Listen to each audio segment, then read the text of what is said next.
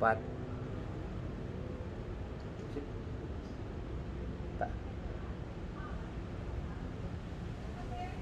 Bismillahirrahmanirrahim. Assalamualaikum warahmatullahi wabarakatuh.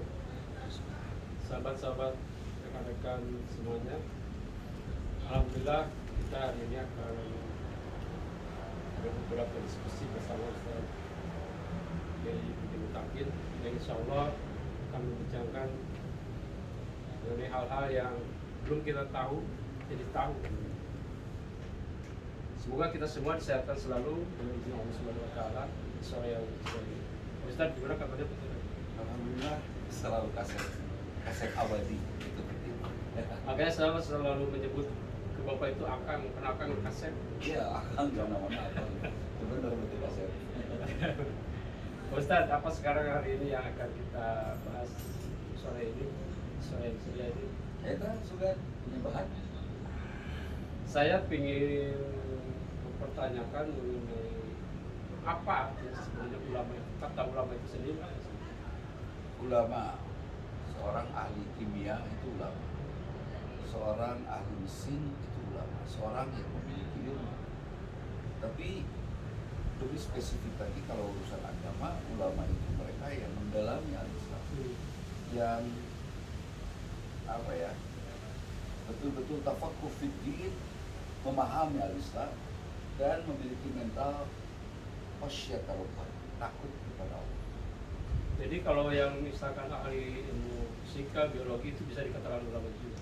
Takut kepada Allah dan menyandarkan keilmuannya kepada Allah. Jadi yang namanya ulama, ending-endingnya takut kepada Allah. Ya, ulama itu sahabat, ulama itu orang-orang yang sadar bahwa dirinya hamba Allah, diciptakan oleh Allah, berbuat hanya untuk Allah, dan memiliki rasa tanggung jawab menyelamatkan semua umat ciptaan Allah untuk kembali kepada Allah, ibadah.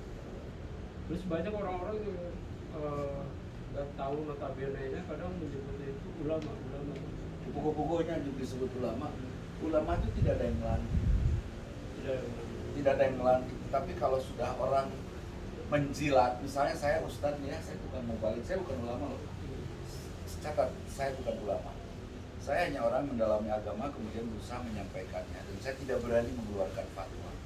Meskipun saya santri dari sejak kecil, tapi saya tidak berani mengeluarkan fatwa karena saya tidak sekapasitas ulama. Saya bukan seorang yang khasyat rabbah, yang sangat takut kepada Allah. Bukan. Takut kepada Allah, cukup takut kepada Allah dan tidak mau saya pergi dari Allah. Tapi dibandingkan dengan saudara-saudara saya, teman-teman saya, sahabat-sahabat saya, mereka jauh di ulama. Ini penting kan, Andi? Kenapa saya tidak mau nyebut diri saya ulama? Takutlah. Tapi kalau orang lain menyebut misalkan Akang ulama itu Aku wadinya, tapi saya tidak akan menyebut diri saya ulama. Karena saya tidak, dan ciri daripada saya tidak menyebut diri saya ulama adalah saya tidak mengeluarkan fatwa hukum. Nah, itu. Jadi kalau ulama pasti mengeluarkan fatwa. Bukan pasti, dia belum punya kapasitas mengeluarkan fatwa. Ada orang yang abal-abal, masantren gente terus mengeluarkan fatwa dengan ayat kan begitu, saya hati-hati. Ulama lokse berarti. Palsu. Ya, ulama KW. KW. Nah, jadi sahabat bisa paham ya tentang ulama ini. Dan sekarang banyak orang ngaku-ngaku ulama kemudian menghujat ulama yang sesungguhnya. Ya. Ada ulama yang sesungguhnya karena tidak takut kepada Allah main-main. Saya sering nangis, sahabat. Saya sering nangis. Nangis kenapa coba Kang Hani? Saya nangis karena saya tidak bisa nahi munkar. Kalau amar ma'ruf, oke lah. Iwan, sholat yuk. Epul, sholat yuk. Kang Hani, sholat yuk. Kita sholat tahajud, bla bla bla bla, itu amar ma'ruf. Dan bahasa saya bisa, insya Allah saya akan pilih bahasa yang terbaik. Tapi kalau nahi munkar, mungkin saya harus juga pakai bahasa halus, bahasa yang indah. Kang Iwan anaknya bandel. Suatu saat Kang Iwan nanya, nyuruh sama anaknya, kamu tuh jangan gitu, dosa tahu. Asalnya lemes. Sebelum itu kalimatnya, sayang itu dosa. Secara Halus, ya kan? Dan nurutkan ada naik dong. Dosa. Masih tenurut, lebih keras kan? Kamu tuh gimana? Itu dosa. Masih juga tenurut, dosa tahu nggak? gimana sih? Menurut kalian bodoh kamu ya, dosa, tolol dasar. Nahi munkar, saya tidak sanggup. Saya tidak sanggup dan hanya sedikit orang-orang yang sanggup nahi munkar. Dan itu terjadi kalau di zaman Rasulullah pada pribadi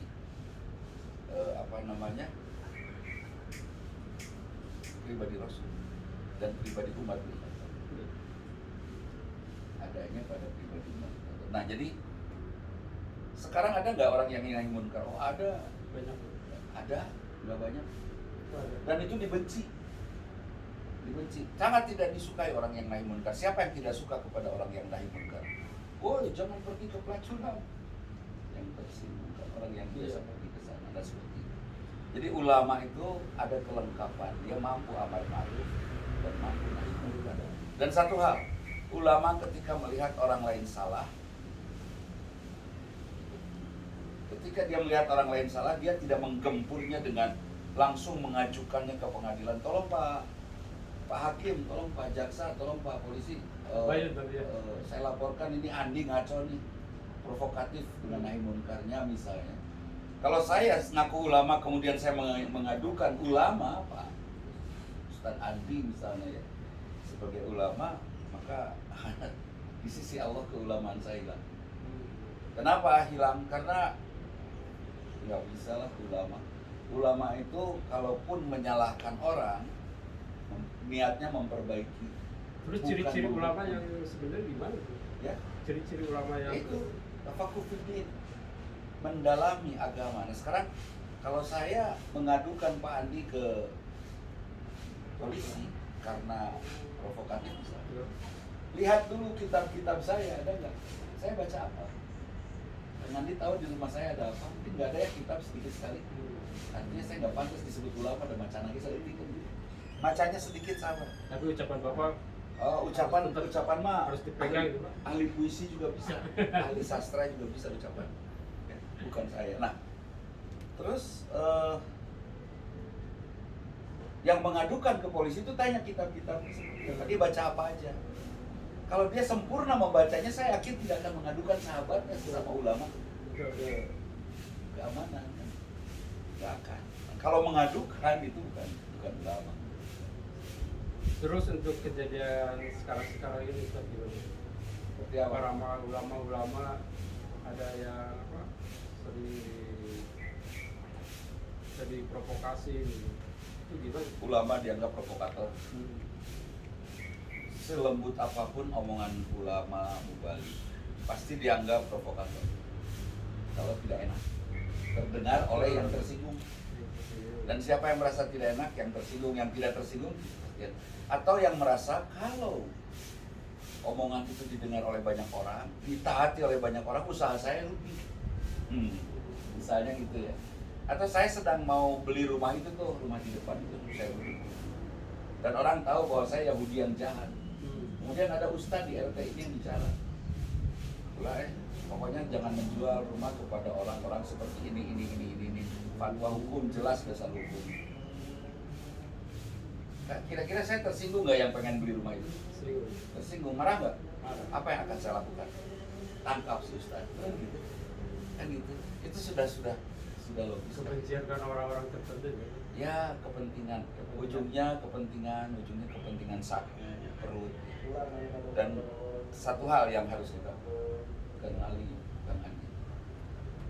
Kalau Kang Andi diberi makanan haram oleh kedua orang tua, atau Kang Andi sebagai pencari nafkah biasa mencari nafkah dengan cara yang haram, suap atau apa, pokoknya nggak teliti lah dalam urusan uang dan makanan, insya Allah Kang Andi akan menjadi orang yang mudah mendengar kezaliman dan mudah ikut diajak zolim daripada diajak benar. Tapi kalau orang sudah hartanya halal, yang masuknya halal, diajak benar itu gampang. Itu aja bukan. Nah, jadi sekarang teringat obrolan Ustaz, kalau kita pingin hidup mewah, bisa hidup mewah, jauhi agama gitu. ya jauhi agama. Orang yang sudah menjauhi agama, dia akan mudah mendengar kata-kata salah, diajak ngaco itu gampang sekali. Nah sekarang Kang Adi gampang nggak diajak ngaco. Kalau rada hese, berarti isi perutnya halal. Insya Allah. Menurut saya begitu. Ya menurut saya begitu. Sebab saya melihat saya melihat ya Allah, ada orang yang hijrah ceritanya Kang Andi, tapi dia tidak berani hijrah dari harta yang haram. Copet dia. Tetap istiqomah gitu. Dia istiqomah dia nyopetnya, tapi dia sering ke masjid. Itu nanaon ustaz lah hiji-hiji atau orang THD nanya. Oke, nggak apa-apa, saya bilang sok cuma di nyawe gitu kan. Ya, tapi pilih-pilih nyopetnya ulah kan sangsara pisan, saya bilang gitu kan. Terus apa yang terjadi? Dia ke masjid. Suatu saat ada teman yang ngajak ngerampok, dia ikut. Dan sekarang dia di penjara. Saya bilang abang betul ngecan bersih. Jadi gampang diajak ngaco itu gampang. Beda dengan mereka yang hartanya halal. Setelah insaf, tobat, istighfar, astagfirullahaladzim, dia tinggalkan keburukan dan harta haramnya dia buang. Tidak diberikan, dibuang. Tidak diberikan. Diajak salah dia nggak. Sudah banyak ketakutan. Ya hati takut karena Allah. Bukan takut. Ya kalau yang masih memegang yang haram masih takut lapar. Tapi kalau sudah membuang yang haram sudah takut. Takut kepada Allah. Ya itu. Ada cerita lagi Ustaz nih. Kalau kita berpaku tangan pada satu Ustaz atau ulama gitu. Maksudnya kita nggak cari ilmu agama. Tapi dari satu gitu. Itu Boleh saja. Boleh Gini saja. aja. Kira-kira Apple dia nyanyi ilmu, tapi ilmu yang dia baca satu. Kira-kira ilmu agama. Wah. Nah, terus enggak, saya bacanya 10 buku tapi pengarangnya satu aja. Karangan Haji Andi. Kira-kira berkembang mah. Wah. Jadi dia akan berkembang seperti seisi buku itu. Kenapa saya tidak ingin kalau ada orang yang berkiblat ya terus ngefan gitu ya, saking ngefannya sampai nggak mau pindah ustadzah, enggak, jangan. Saya bubarin itu pengajiannya. Pernah terjadi di geologis itu. Ya pengajian udah banyak jamaahnya ini. Wah, jamaah ngefan pisan sama saya kan, itu saya nggak suka sih. Hanya saya nggak mau jadi Tuhan. Oke. Kalau saya nggak mau jadi Tuhan kan biarin aja tuh, ya sudah. Tapi saya takut jamaahnya tidak berkembang wawasannya. Iya unggul. Dan mungkin guru SD saya, guru SMP saya, guru alia saya itu tahu otak Dudi seperti apa. Jamaahnya kebayang tuh segitu mah. Kan gitu ya. Sudah kebayang. Otak Dudi itu otak ranking 1 sih. Tapi kan sakit tuh gitu. Jadi bagusnya kita mencari ilmu kemana aja kan? Terbuka mencari ilmu sama dengan banyak memiliki buku.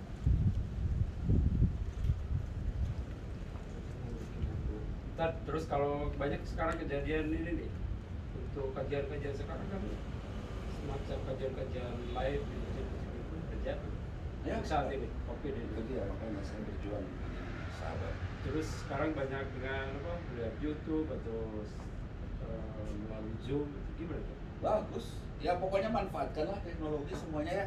Jangan sampai model sekarang ini YouTube, Instagram, jangan sampai tidak bermanfaat, harus dimanfaatkan sebaik-baiknya. Saya mensikapi sedikitnya majelis, saya mencoba terus setiap hari broadcast ya. Nulis, saya baca banyak, setelah saya baca banyak, saya sarikan dalam kalimat pendek, saya sebar.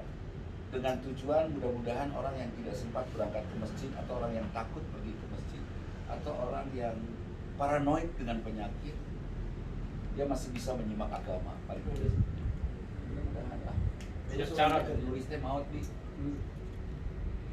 salam Dudi kak maut, aduh surganya sami sareng maut keur ngaos hadirin, keur ngaos jihad gitu.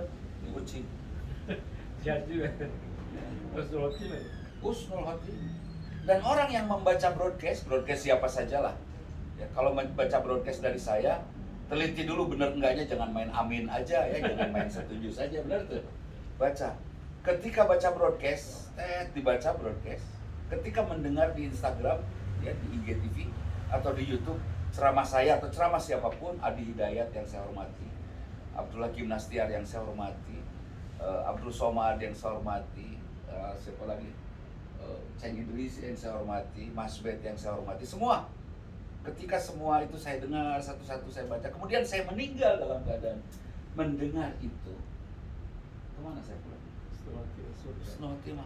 Sepanjang niatnya mencari ilmu dan mendapatkan ridho Allah. Ada orang yang mendengar YouTube saya, niat naon ieu urang teangan ieu belah mana salahna. Eta buzzer selalu mencari kesalahan ya. Buzzer yang mana we lah. Pokoknya mah buzzer pasti mencari kesalahan. Penyakit. Ayat itu. Wah, banyak. Oh ya? Banyak tuh. Eta mencari kesalahan. Itu orang-orang yang tujuannya hanya apa? Mengorek kesalahan. Menaruh kesalahan dan merusak Islam. Nah itu. Tapi kita semua mesti yakin bahwa Islam itu pasti bangkit. Insya Allah. Pasti ya, dan Islam itu bangkit. Tergantung. Sekarang ada niat bangkit nggak? Insya Allah bangkit. Karena kita punya niat bangkit. Kira-kira secara keseluruhan kita bangkit nggak? keseluruhan, Insya Allah bangkit. Ya, malah mudah-mudahan deh. Sebab saya melihat sekarang kondisi sekarang ini Allah sedang menseleksi mana muslim, mana yang pura-pura muslim, mana yang ngaku muslim. Ya, ngakunya muslim padahal bukan. Ngaku muslim, Munafik. lebih parah lagi mengaku bukan muslim tapi ulama gitu. Ayah ulama ngakuna tapi lebih memuliakan agama lain daripada agama sendiri ya. Itu sama dengan ulama ya, ulama memuliakan agama lain daripada agama sendiri. Bukan saya berniat membeda-bedakan agama. Kalau ulama lebih memuliakan agama lain daripada agama sendiri, itu sama dengan seorang suami lebih memuliakan istri orang daripada istri sendiri. Sepakat?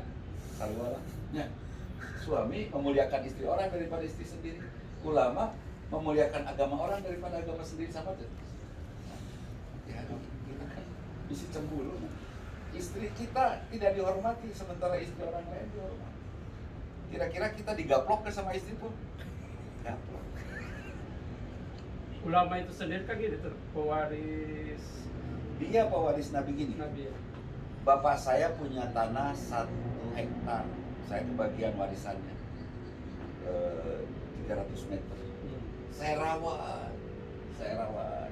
Saya manfaatkan seperti apa yang bapak saya inginkan dari tanah itu. Tanah itu memberi manfaat kepada saya. Itu saya pewaris bapak saya. Saya tahu mewariskan apa ke bapak? Apa itu? Almarhum. Surat Al-An'am. Bukan we, Al-Maun. Oh, Al-Maun salah maaf.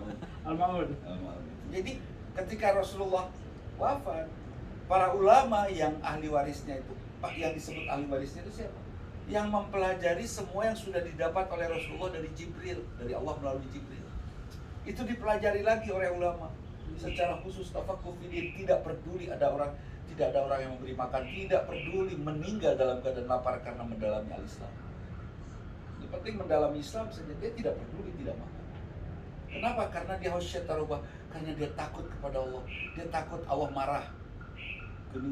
Dia takut Allah marah kepada Kang Andi. Dia takut Allah marah Kang Iwan, ke Kang Nana, ke Kang Hasan. Takut. Jadi dikasih tahu ke orang-orang, ini Islam dia dikasih supaya Allah tidak marah. Gitu. Nah, supaya Allah tidak marah kepada kita, ulama menyampaikan itu. Dan ulama mendalami al-Islam seperti usahakan, seperti dalamnya pengetahuan Rasulullah tentang Islam. Tentu kebahagiaannya sedikit dong, kan namanya juga ahli waris, tidak akan semuanya dapat. Ya, sebagian ilmu Rasulullah ada di dalam benaknya, itu ulama. Sebagian akhlak Rasulullah ada di dalam dirinya, itu ulama.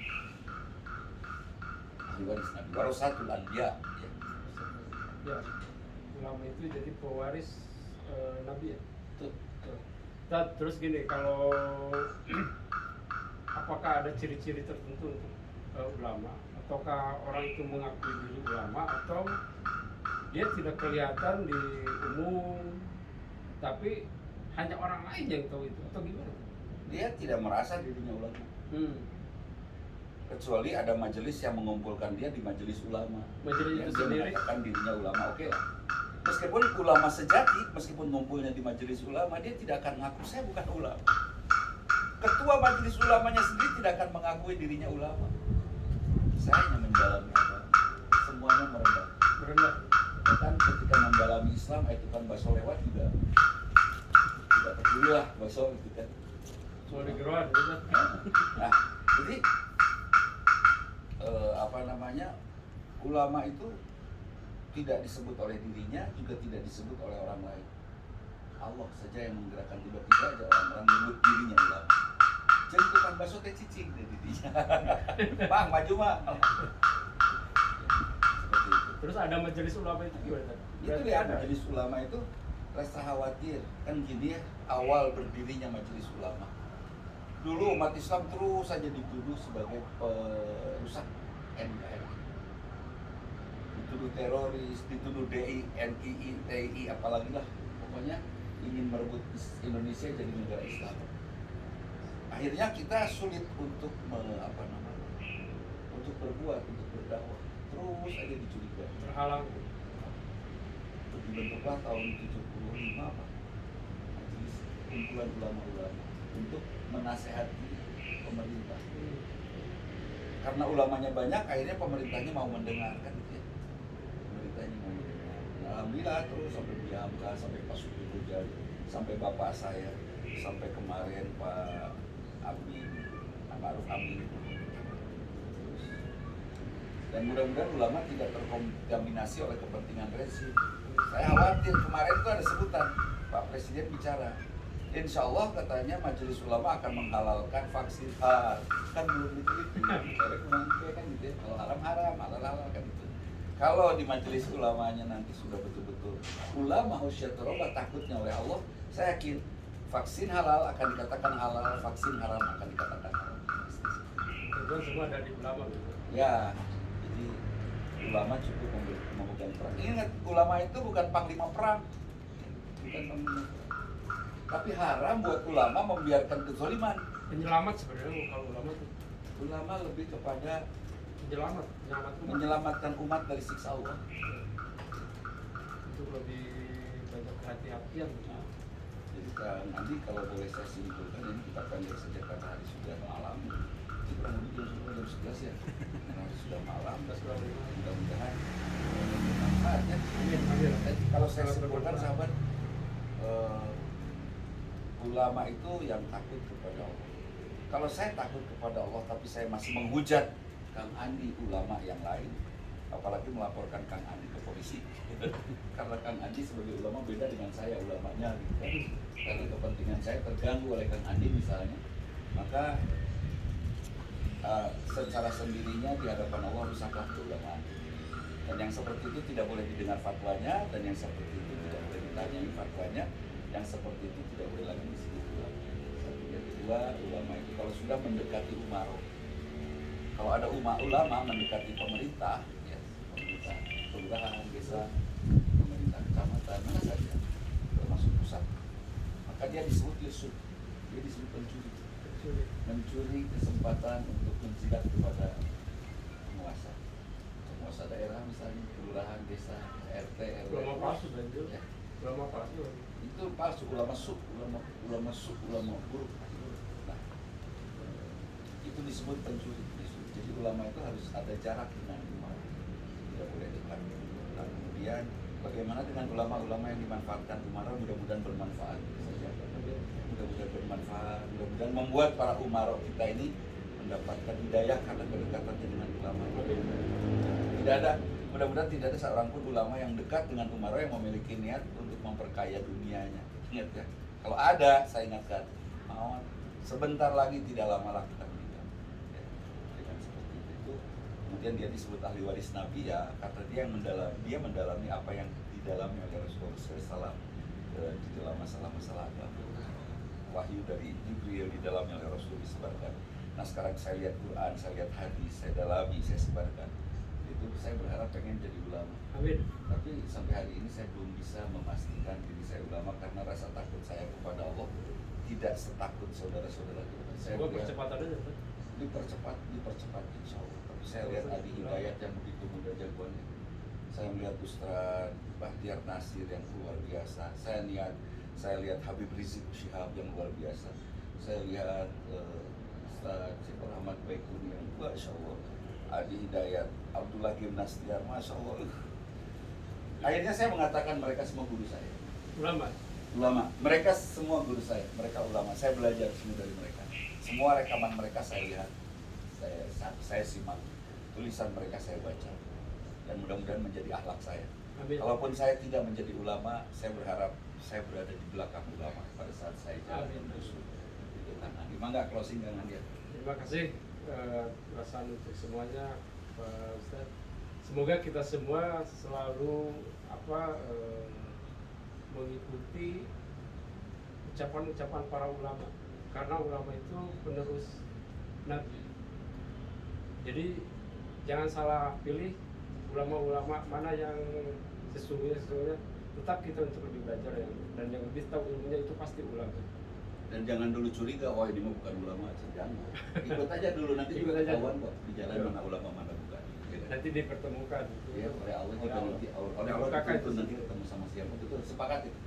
Ikut saja dengan niat lillahi ta'ala, nanti juga oleh Allah dipertemukan. Betul. Itu juara itu kalimat. Allah yang membukakan semuanya. Oke, terima kasih semuanya untuk para sahabat semua yang sudah menonton live ini. Semoga kita semua disehatkan dan dijauhkan dari musibah yang sedang terjadi di negara kita ini, dan semoga COVID-19 cepat hilang dari muka bumi ini.